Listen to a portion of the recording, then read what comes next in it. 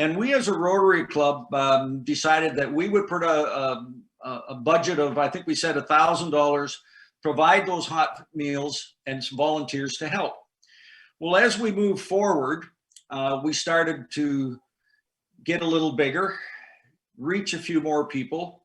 And then as it turned out, we started to realize that just feeding them was only, I'll say, just one symptom of a bigger problem. And so tonight's get together and I guess information session is a group of people that have been working kind of as individuals, but now working together to create an environment where we can help to solve some of those issues. And one of the things that we've had a lot of success with as a group is our Rotary Club helped not only Chris do a hot ham and potato Christmas dinner to the less fortunate individuals, we also had the opportunity to help one of the local churches do the same thing. And what it started to signify was that not only is the need there, not just because of COVID, but that has made things probably increase the demand, has also helped us to gel as a group of people trying to solve some of the bigger issues.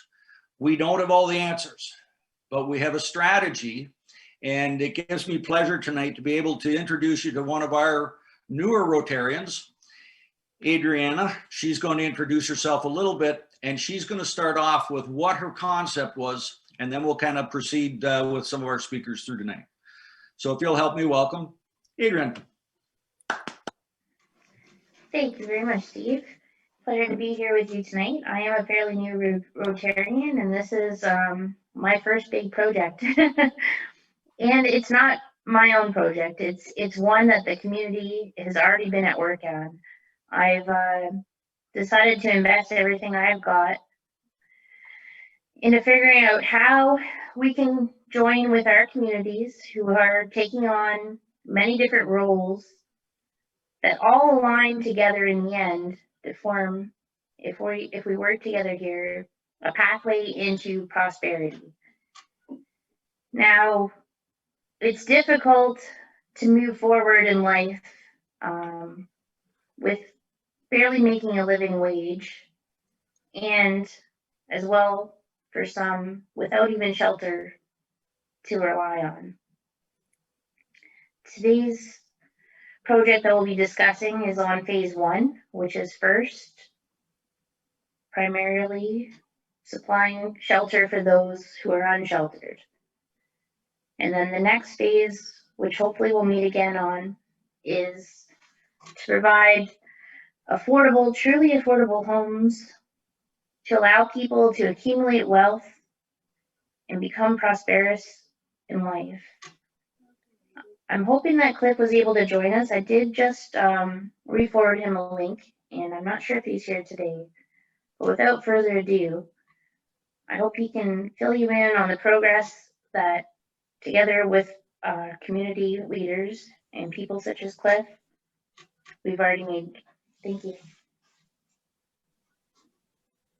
Yeah, thanks, Adrian. I did get on the link, so that was good. Thank you. But I'm just mostly tagging along, helping out on the back end. You guys are doing all the work for sure. So yeah, the main thing, we've been looking for a site pretty aggressively with Chris there, and we've had a couple, 3 we're kind of eyeing up that where we could start this project. So that's the first step. I think we're getting a lot of community support. I know from our end, we have a lot of our trades, like electricians, plumbers. You know, I think Great Northern's agreed to spray these units for us, then plus volunteers to build them. So I think it'll really come together very good. It seems like a very good reception. So the first step is to find a site. I did send a little site plan over to Adrian and Peter there to kind of have a look. So once we have a site in mind, we'll go with the city with a site plan and see if we can get a temporary permit for this thing. For, I think they'll issue a one-year permit. So we've talked to the county and the city, so they seem to be on side with us. And the main obstacle now is getting the site. Once we get the site, it's going to be no problem to really get these units up and kind of get some shelters for, like Adrian said, for the people that don't have the shelters. So I think it's going to take off pretty good. The community is really warming up to it. Other than that, I'll turn it back to you, Adrian. Thank you, Cliff. Great to hear. And as you have heard, Chris Eby has been hard at work at this project. I haven't talked to Chris one day where he hasn't made amazing progress. We thank you, Chris, and Cliff, for all the work you've done. If you can take a moment, Chris, and let us know, what you've accomplished on this so far. Thank you, Adrian, for allowing me to be part of the Stepping Stones Tiny Homes. So Adrian and I got together and I said, okay, you take the big ball, I'll do the groundwork, I'll do the support. Well, we have a list of support. And Cliff, I really appreciate working with you. You're great. The other support people that we've got is 90% of our lumber from 2 lumber yards, Home Hardware and Allen Building Supplies. Heritage Builders, Oxford Builders, DeRue Brothers Construction, Bentham Family Homes, Terry Van Hook Renovations, Mike's Electric. Those are just some of the trades that we're going to be able to, and suppliers that we're going to be able to rely on and get help from, along with the fellows that and the people that Cliff has up with us. The faith community in Woodstock is coming aboard every day. Knox Presbyterian Church, Faithway Baptist, Covenant CRC Church, who also supports the Community Free Table. And I can't forget the Church of the Epiphany, where we host the Community Free Table and is 100% behind tiny homes and the Community Free Table. I have already been given the go-ahead to do an overnight 24-hour sleep out in the cold with a couple other people to raise funds to do for the tiny homes.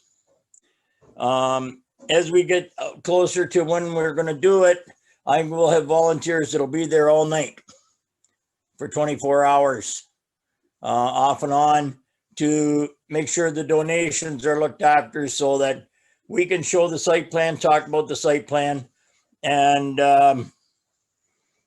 sleep or whatever, and don't have to worry about getting robbed. Heart FM, our local radio station, they're just chomping at the bit. Chris, when can I go public with it? When can I do it? When?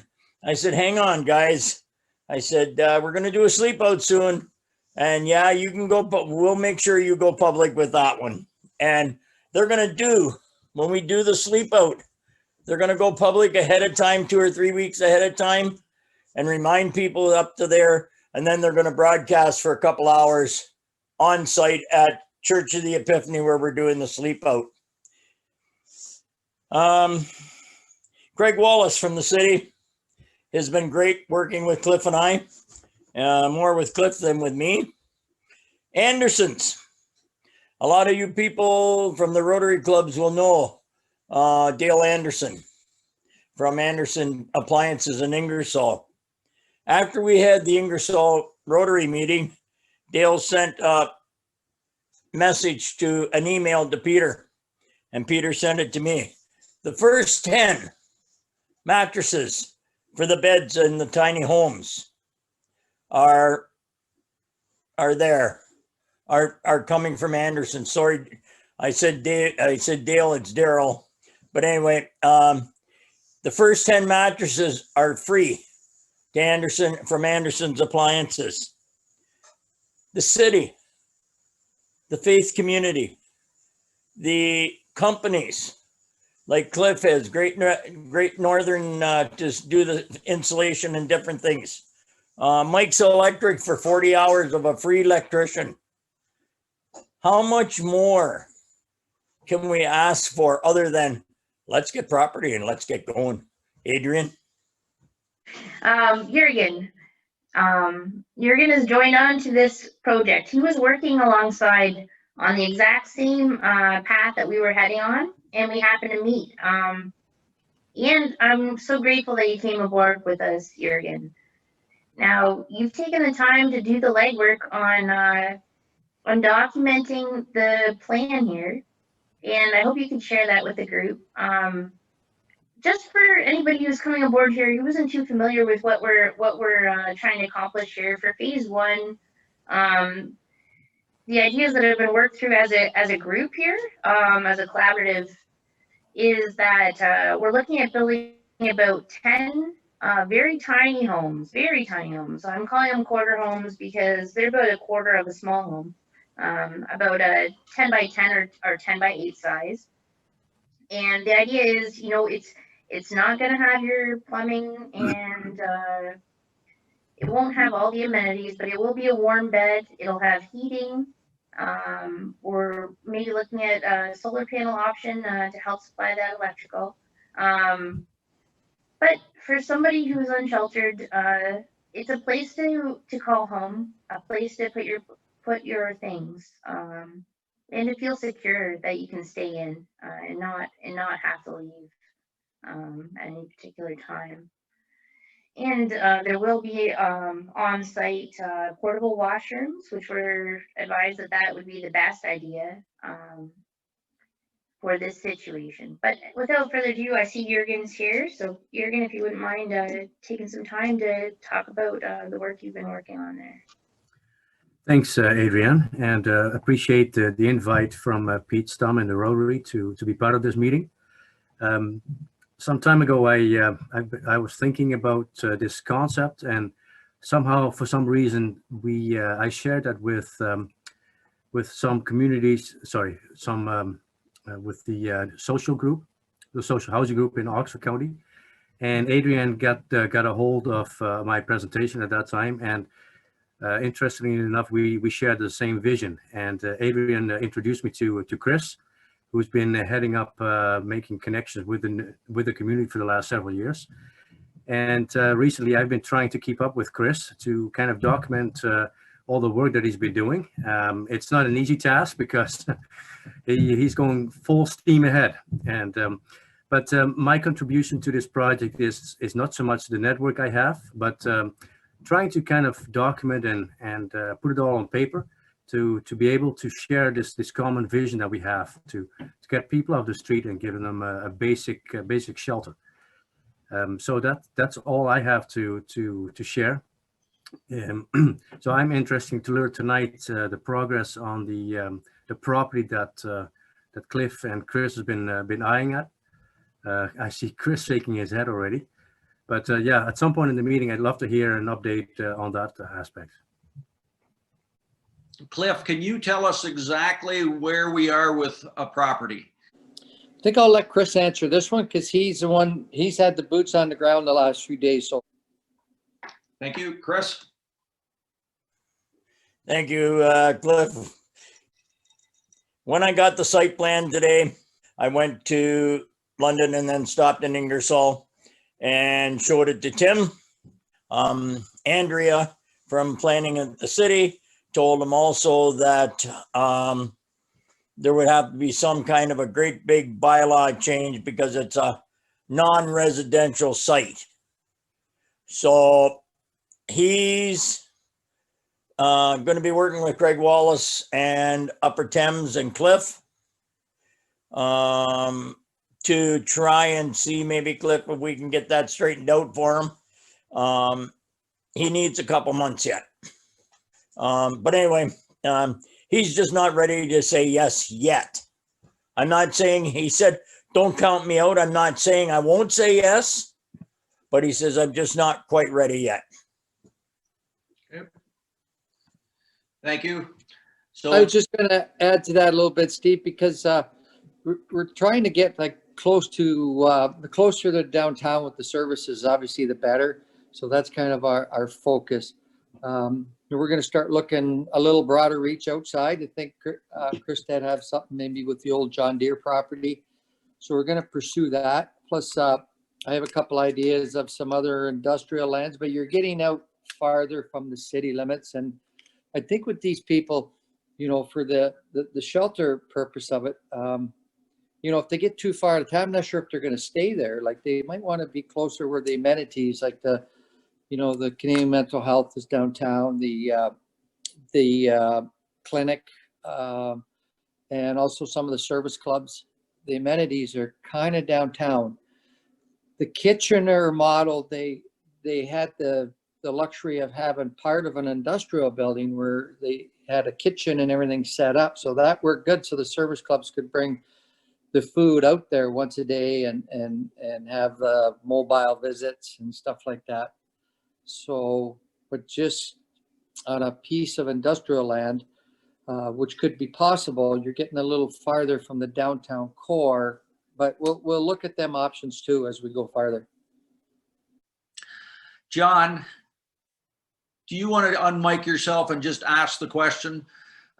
Cliff and Chris have the answers for you.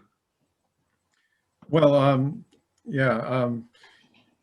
Has there been consultation with the county or the city of Woodstock in any regard to what's being proposed? Cliff? Yeah, we have, John. We had a Zoom meeting with Adrian and Peter, and so the two head people at the county for the social housing is Paul Beetson and Rebecca. So when we had the Zoom meeting, they're all on side of trying to help us. They didn't give us too much support in like running the operation. I think they're worked as they are with their staff, but they're definitely on side to help support us, maybe help find us a site. So we had a pretty good Zoom meeting with them. And the other part of my question was the planning and zoning people, you know, residents that might raise objections in terms of, I think it was a great point that was made earlier that you need a location that isn't far flung from the downtown. So how would the zoning work? How would the regulatory people approach this? I'm Yeah. going to speak up for just 1 second. I'm not the expert on this, and Cliff will have to probably clarify anything I get wrong here. But I started off speaking with the county pretty early on, and I got a lot of feedback. And it's going to be different for everybody who tries to take on a project like this. The feel that I got was, though industrial land is cheapest and it'll have the least resistance from surrounding neighbors, it isn't necessarily what county and city planners would like to work with, because at that level, they have to justify why the land that they worked so hard to get approved for being industrial now has to be switched to residential, which is just hard on them. So I just wanted to note that, but I'm gonna let Cliff carry on with this conversation, if you don't mind, Cliff. Thank you. Yeah, no, thanks, Adrian. You're right, because I think you've been in talks with them a little bit more than we have, but they are supportive. So I guess they're going to look at doing a 1 year temporary zoning, because we're not going to find the right site that's going to be zoned for it.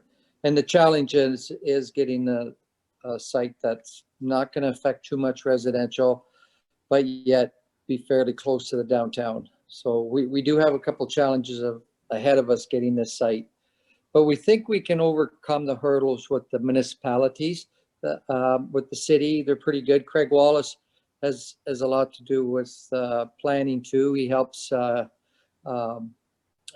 Rebecca and everybody out. So his word goes a long way. So I think we've got a good relationship to get the temporary zoning. They'll probably do it 1 year at a time. So getting the site's going to be the problem. Thanks, Cliff. John, you had a couple other things in there in your original chat to me, because it wasn't just county and zoning. You had asked about police and other organizations. Chris, do you want to answer some of that? How are other organizations on with this project? That's a big question. That's a big task. All the people that I read their names off before. Home Hardware is a new owner here in Woodstock, owns one in Barrie. When I talked to Adam, he said to me, he says, send me a list of materials. I'll look at my cost and I'll let you know how many I'm going to build. In other words, how much am I going to send you to lumber to build one of these? Allen Lumber said the same thing. In the last week and a half, I've had 3 churches. Well, actually 2. And Church of the Epiphany was in Covenant. They're behind us anyway. But Knox Presbyterian said through the Church of the Epiphany, we could be in a really good position to help you financially. The same with Faithway Baptist. Chris, how about the police? One of the questions was, what are the Woodstock police? What's their response to this? Woodstock police officers are saying, get it going. Let's get it going. We have some businesses downtown Woodstock that are a pain in their side because they keep calling the police, get these bums out of here. And they literally call them bums. They call them bums in my face. Get these bums out of here. We don't want to see them on Dundas Street. We don't even want to see them across sitting at the fountain. They want to help us. They want to get it going as quick as we do so that they don't get all these police calls. I talked to an officer yesterday. He had 4 calls from 3 o'clock to 5:30. He had 4 calls from one restaurant to get bums off the street. Yeah. Thanks, I'd Chris. just like to add to that too. I think it's really important that we coordinate all the existing community supports, such as police, paramedics, mental health.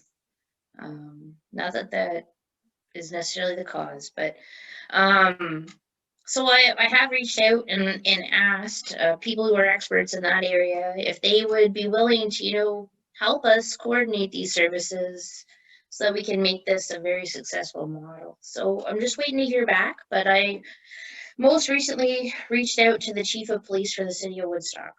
And I'm not sure if he was able to join us tonight, but his invite was sent. Thank you. Maybe I could add a few things in here. Is substance abuse a problem as well? I was 17 years with the city of Oshawa homeless shelter as a volunteer treasurer, and we had 2 homes for homeless men, and we developed 2 more. One was the church restored church into apartments and a homeless shelter in the basement. And then we got money from Ministry of Housing for a 26-unit apartment. We were really strong on transitional housing. But the bottom line was we had staff dedicated to deal with the substance abuse problem. And it lingered fairly deeply in that population. Yes, Tom, I'll, if you don't mind, Steve, I'll answer to that. There is a lot of substance abuse here in Woodstock. Each of our tiny homes, quarter homes, like Adrian likes to call them, will all have Sharpie units on them. Because right now they have nowhere to put them. So they go to sleep on a park bench, and if they shoot up, they just throw the needle wherever. Right. And then the police have to go and pick them up because of people calling their kids walking on the pathway or whatever. Yes, substance abuse is a problem. And both Adrian and I have reached out to substance abuse counselors, and they're ready to jump aboard. Okay. I guess I would like to say that from my perspective and my experience, I'm certainly willing to deal with you folks on that. Again, I was 17 years doing this with Oshawa, and we were right into transitional housing a big time for sure. So if I could be of assistance, by all means. Appreciate that, Tom. Thanks. I'm going to open the Appreciate floor it. to questions if I could.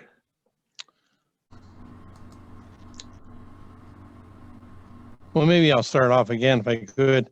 One of our moves we made was to a decommissioned church downtown Oshawa.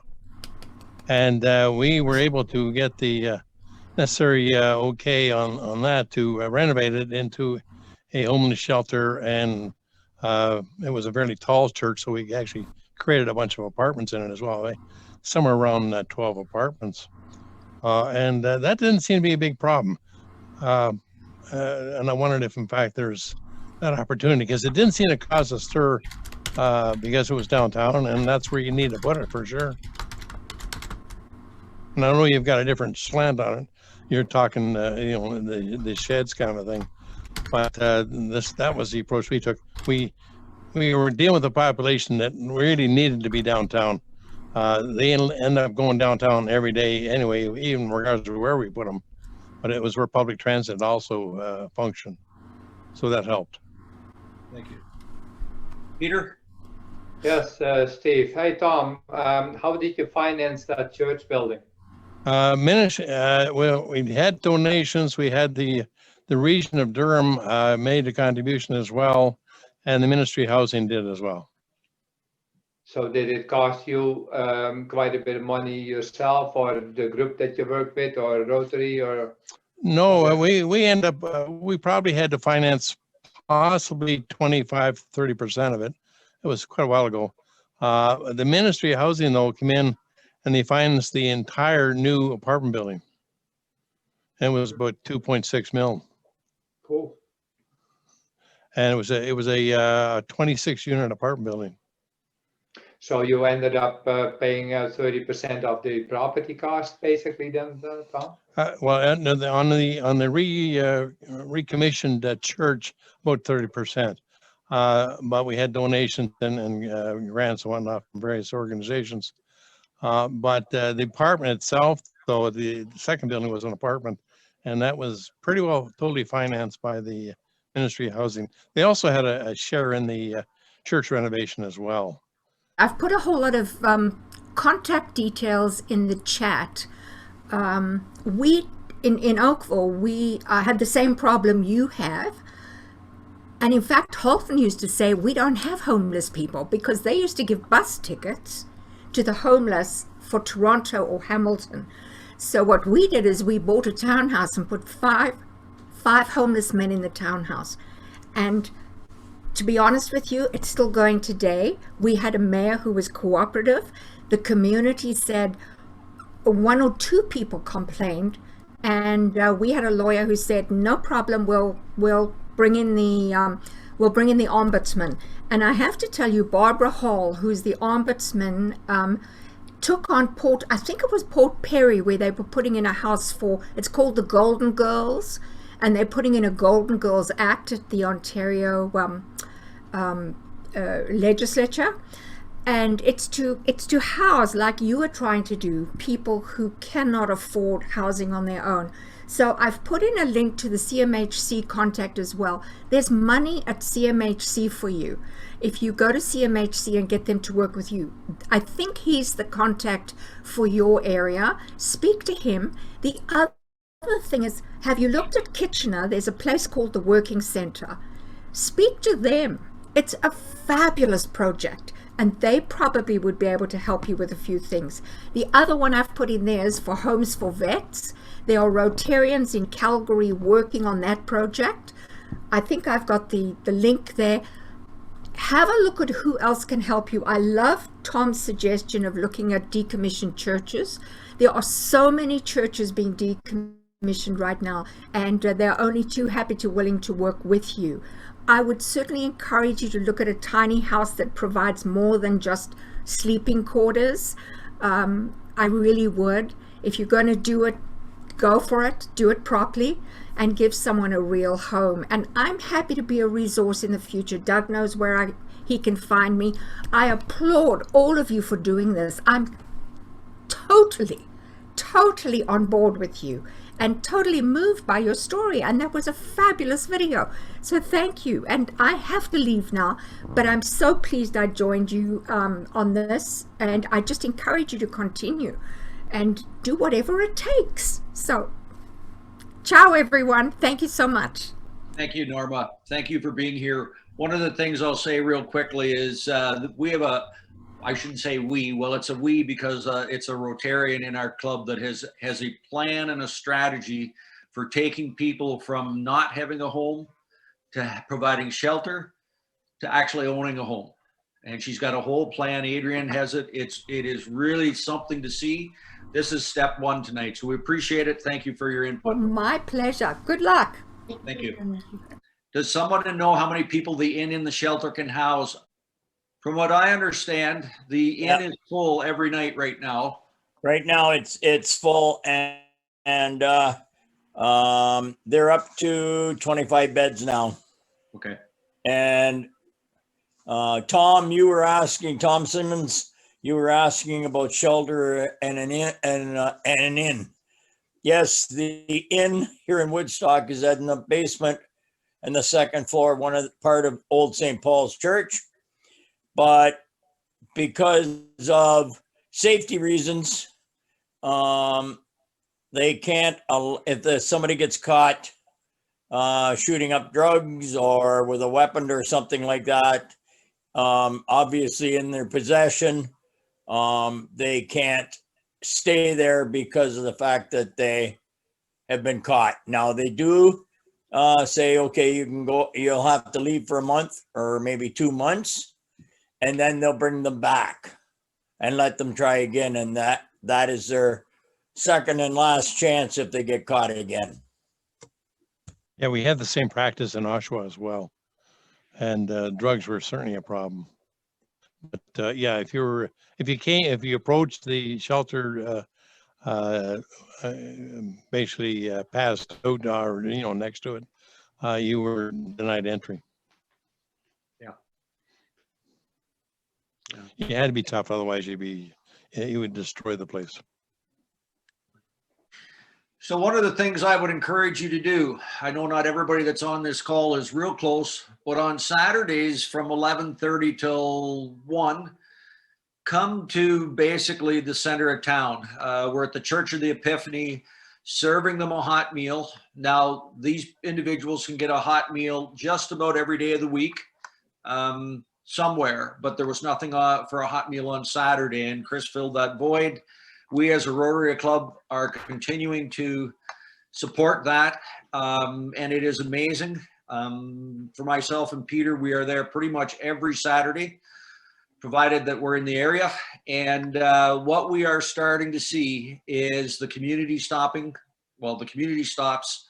People stop every Saturday. Some people are bringing, I'll say, groceries. Some people are donating clothes that they haven't used. Some people are donating brand new clothes, socks, those types of things. It's really something to see, and more people are starting to get involved in asking how can they help. So our point of this meeting tonight is to gather your ideas, help, I guess, us share with you what we're doing, but we're really looking for people to come and join us. Come and help. Spend an hour and a half of your time. Dress warm. For some of us, for an hour and a half, we get cold. On Saturday, what I saw was our customers literally coming probably with frozen hands. So for us to put some warm pancakes and sausages in their hands, watch them struggle to put their gloves or their mitts on that they just picked up at the table because their hands were so cold. So it is something to see. It is a need. But what we need is all of the community coming together. And as you've heard tonight on our call here, we need a property.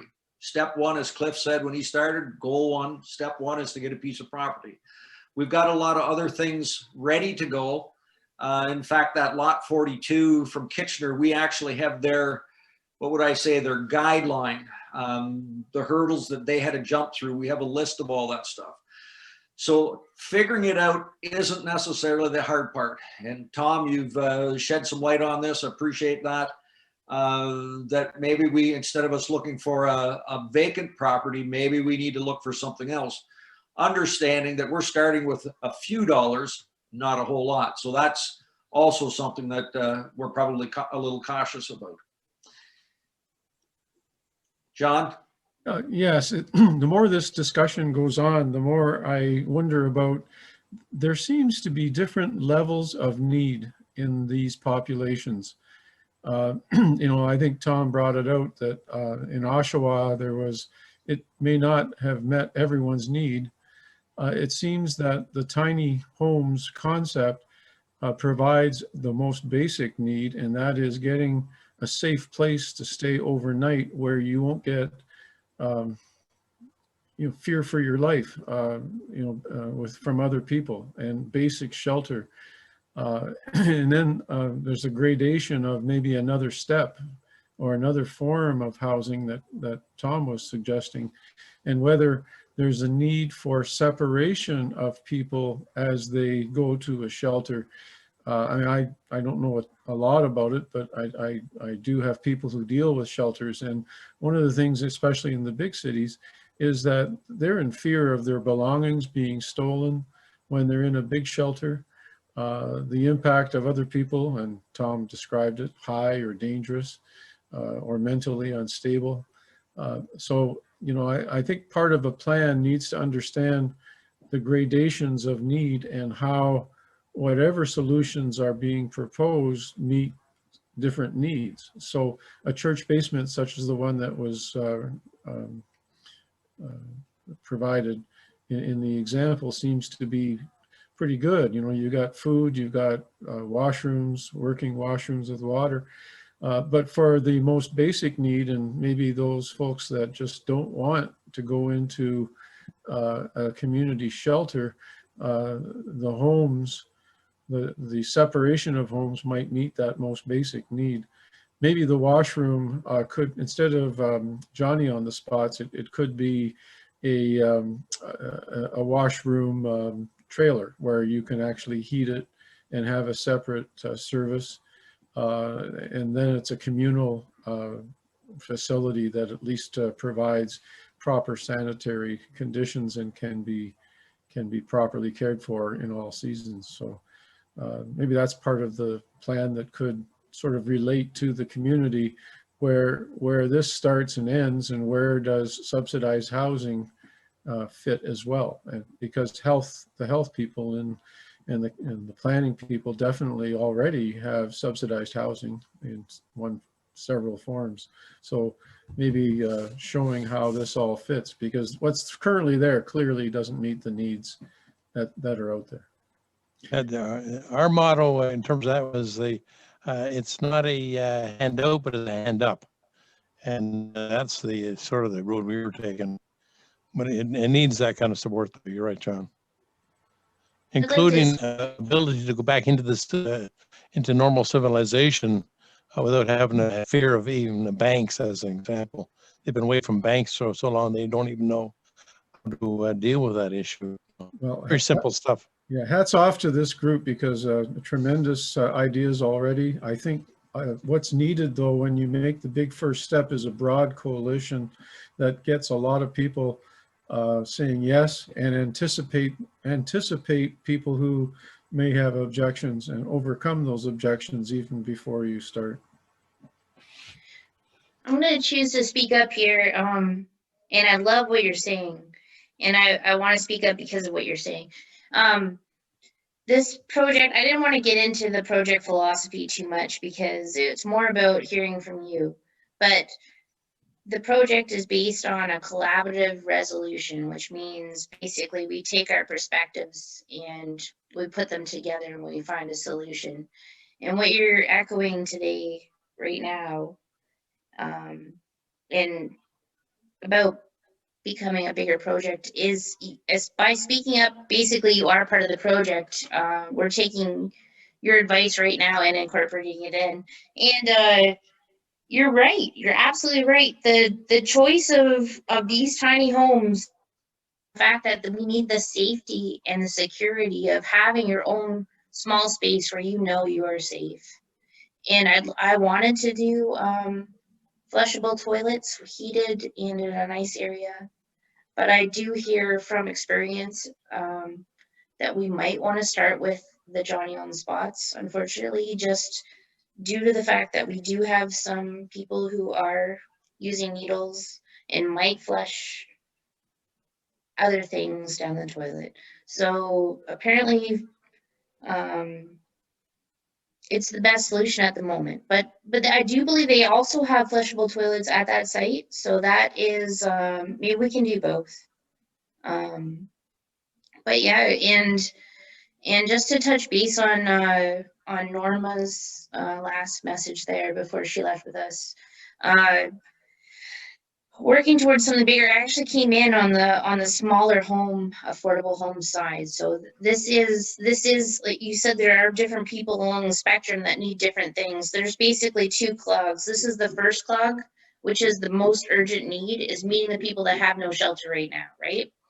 The next one is the people that are ready to move from housing, affordable or whatever kind of housing, towards owning their own home, but need a home that is actually affordable. So to make a pathway, we need both, to have movement and to allow people to transition from one stepping stone to the next. So just let's carry on the conversation. This is great. Thank you, guys. I think I saw that Justin DeWard was here. Are you still here, Justin? Or do you have anything? You had some questions earlier that we didn't have time to talk about. I don't know if you're still with us here. No, I am still here, and I'm just listening. And I think it's great to see so many people excited and wanting to help. So I'm Justin. I work with Indwell. So we do affordable housing with supports for people seeking health, wellness, belonging. We try to provide permanent housing for people who are at risk of homelessness or would be. I would say just listening to what's going on, the need for a site stands out as a key thing. The other thing I think that really needs some answers and some conversation, and I wish I had answers and I don't have them now, is just to make sure that there is supports in there. So if it's transitional and we're helping people overcome addiction and do the things they need to transition into housing, is to really keep that conversation going of where will those supports be. Jürgen, go ahead. It's a question for Cliff. Is it an option maybe that we can consider buying a property in town or on the edge of town? I know obviously there are some funding challenges, but when we, and I'm speaking maybe a little bit out of terms, but we as a Rotary Club, is that an option to own the property and then develop it? No, I think that's a great idea. And I think we should kind of shoot high like that to maybe, like the other gentleman from, I think it was Oakville mentioned, like, maybe like acquiring maybe a church that's one that's decommissioned is a great idea. Or getting a property that may suit our needs. And then, fundraise for the acquisition and permanent solution for sure.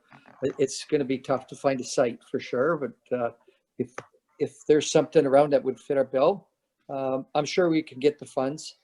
I'm doing a couple of projects in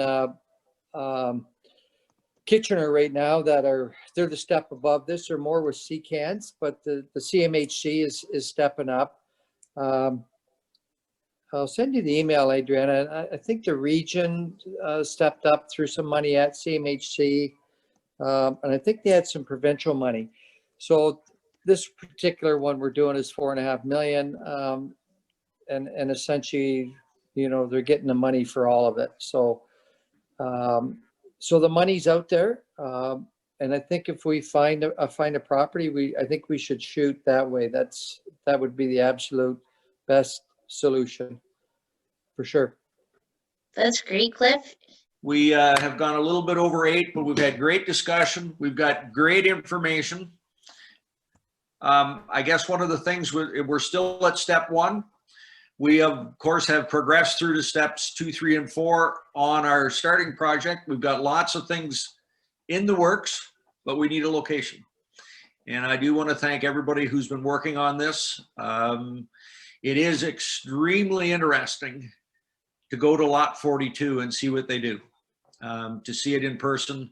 The pictures don't do it justice. The little video you saw is a little bit of an overview, but Cliff, myself, and Chris were there, had a personal tour, and it truly does meet some of the needs of the people, create security. They have their own little bonds, their own little community there. There was a community health bus that come in. So it's extremely interesting to see. No matter where we end up location-wise here in the city of Woodstock, we will end up. I know that without a doubt. Thank you for all of those that have attended and joined us. Any other questions or comments before we finish this meeting? I will adjourn the meeting. Thank you. Good.